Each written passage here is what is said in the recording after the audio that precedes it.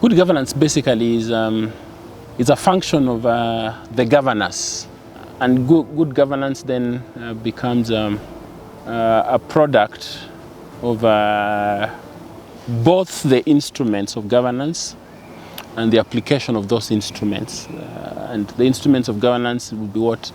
Constitution, the laws that are there to govern people, and then the people that govern. And so the people need to be ready to be able to deliver a good governance by employing those instruments that they are given. But the sum total of good governance, in my view, is being seized of the common good for the people that you lead and govern, so that then you are driven by delivery of common good, not what is selfish, what is parochial, what is sectarian, what does not benefit the public. But you are seeking to ensure that what is at the utmost interest, what is now the public good and common good, is what you seek and pursue. So any leader who's driven by that will most likely be categorized as a good governor, because it's the people, and in God's mind, He has no interest about governing and leadership that is outside what serves the interest of the people. They must be able to think outside the box, one, to discern, to listen, so that then he's facilitating processes, facilitating if it is instruments like legislations and things like that, not skewed to protect the interest of a few or the interests of those that are on top of the pyramid, but seeking out the sum total of what is good for the people. If it's in a nation, then you are thinking about how do you secure the people, their livelihoods, and the whole span of their livelihoods. It is, do they have adequate resources to meet their daily needs, their food security, education for their children, their health, their engagement, public engagement and participation in governance processes, programs that protect and secure the environment and creation care. When those are protected, then you can begin to think about then what about their job security and job creation, and think about infrastructure, so that then now you facilitate their production by providing adequate infrastructure that enable them. So in a nutshell, that's how I will see and describe good governance. It is a process, and so it's collegiate, not one person, but a team of people working together. They might have a lead person, a chairman in an organization, or maybe a president in a nation or a governor in a county. And so those are the ones that are working together to ensure that we have good governance. Now, for us in democracies, we have given ourselves ways of getting leaders and putting governance in place. In our jurisdiction, Kenya, it's a democratic process that begins with elections. And before this process starts, is to think about what are the laws and statutes that govern the electoral process. There is an Act for Elections, there is an IBC, Independent Elections and Boundaries Commission, they have an Act. There is an Office of a Registrar of Political Parties that govern political parties that engage in elections. And so it's a whole compendium of processes and statutes that govern and guide. And the elections here begin with belonging to a political party, because political parties are the instruments that we have said we will use to get our leaders. So not staying away from political parties, but choosing a political party and taking an active role so that then you influence from inside. Otherwise, then political parties remain the property of cartels and small cliques of people who have no interest over the citizenry, because they are not converted in their hearts and their souls. So you can't expect good from them, and they are fallen. So it's to ask that those of us who are Christians, students included, to seek to engage in electoral processes, beginning with participation in political parties processes, either belong to a party and be part of it, and proudly so, but not stigmatized, because in Kenya, political parties have an ethnic angle, and sometimes people might feel, oh, because of that. But if you want to be effective, you must belong. And perhaps teaching our young people on campus to know that it is not sin to belong to a political party. It's unfortunate that they take an ethnic face, but it is not evil. And even our ethnic groups are not evil. God did not make our ethnicity evil. It is the abuse of that process that becomes evil. So participation by belonging. In these elections, in 2022, the process has begun with the registration of voters. IEBC has registered voters, so I hope that the youth will not stay away, but they will register as voters so that they can participate. Seek out the constituency coordinators of elections, IEBC offices, and go and register where you will vote. And after you register, you don't stay away from voting, you vote. But then number two, there are going to be party nominations before names of candidates are presented to the IEBC. Please participate so that we get the right people. If the candidates are not good, encourage good people to seek to be nominated and rally behind them, raise resources to support them, because it is the people that you put in office that will govern. It's not those that are outside. It is those who become elected that become your governors. They will be your MCA, your member of parliament, your senator, your woman rep, your governor, and eventually your president. So ensure that the right people are encouraged to contest these positions.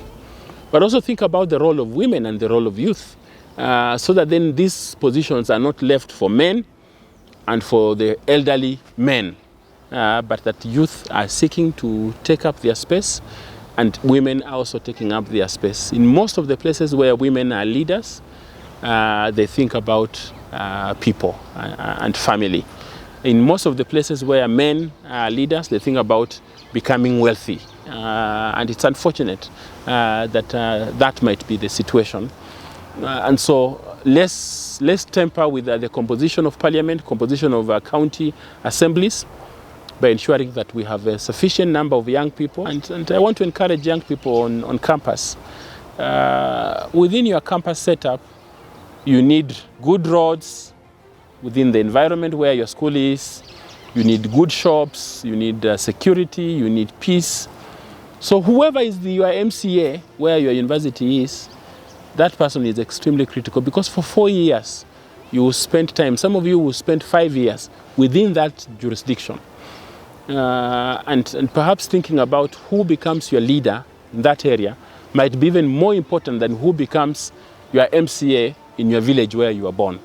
Because for your 4 to 5 to 6 years you are on campus, you're spending your life in this place, and it better be a good place.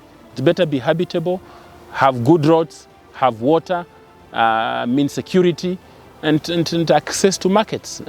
So engage. If you don't engage, the rest of the people will elect for you, people who are inaccessible and people who do not think about your welfare.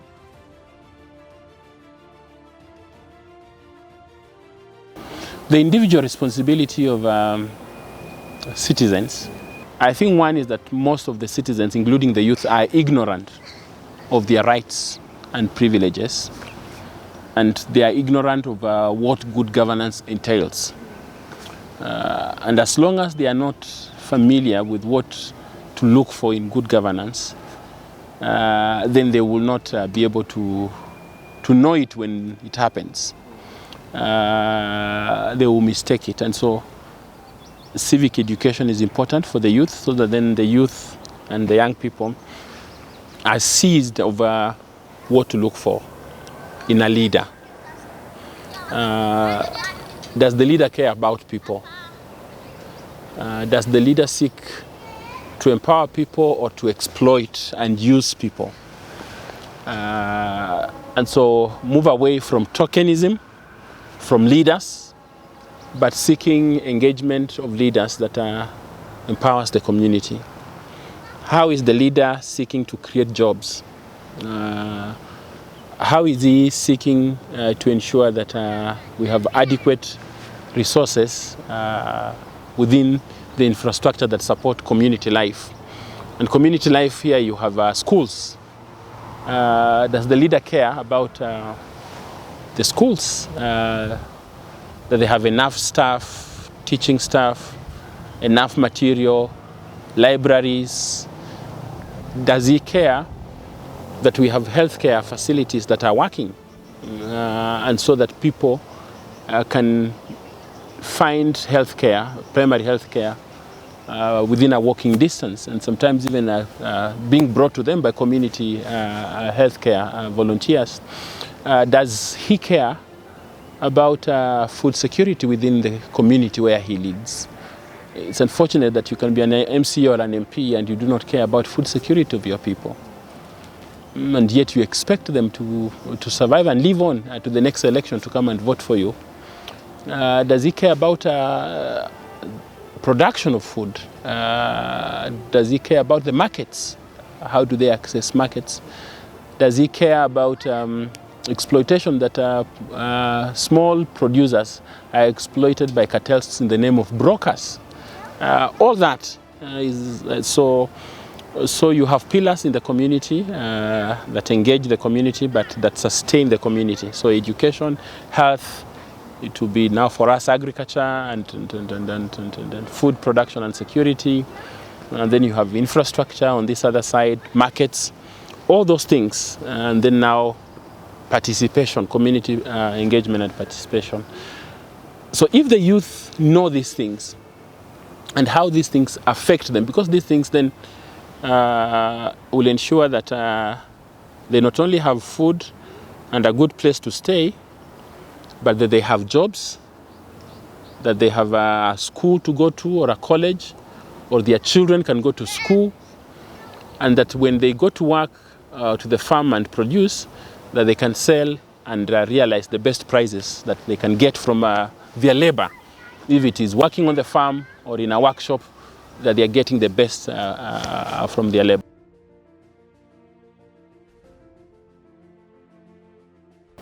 One is to say that youth, let's not be indifferent, because what happens during electoral process affects your life today and tomorrow. So don't be indifferent.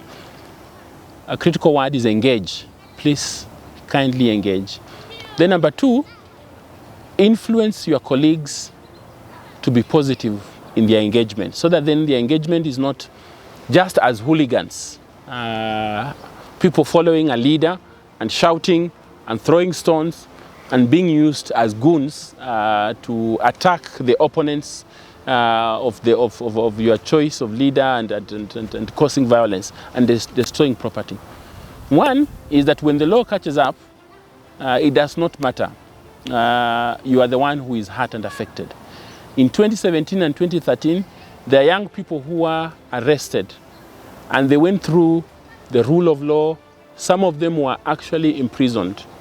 But yet, in 2018, the Honorable Raila, who was the leader of opposition, shook hands with his would-be opponent and enemy, the President of the Republic, and they have enjoyed a beautiful relationship for the last 4.5 years, while these young people are in prison.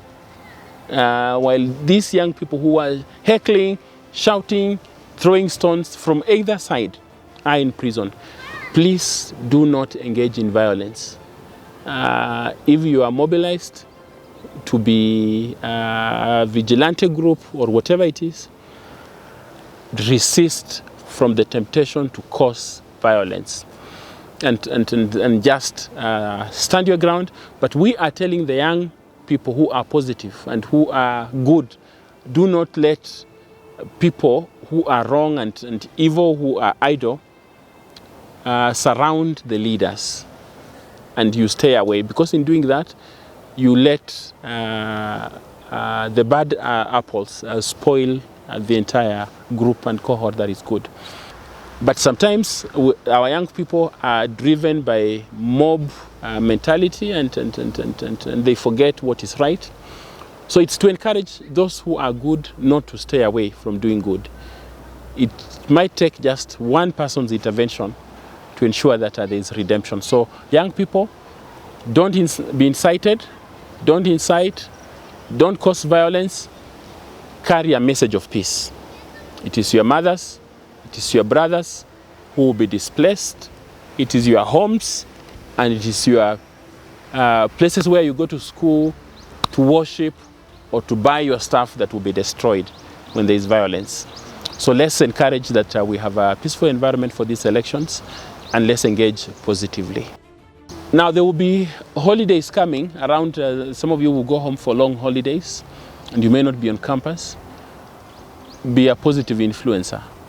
In that community, you may be the only one or a few of you who have gone to the university. Collect yourselves together and do something that is positive towards this election.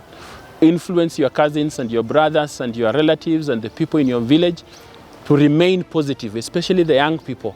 Don't stay away from them. Infiltrate them. Engage with them. Engage with the border riders in your local market area, and try to engage them to be positive about these elections and to look out for the best interest of your community. Ensure that those that seek to be insightful, that they don't get root in your community, because when this happens, it is most likely your friends and your relatives that will encounter the police. And sometimes the police have tools of violence. When they open up the tools of violence, you do not know who will be shot and who will be hurt and maimed.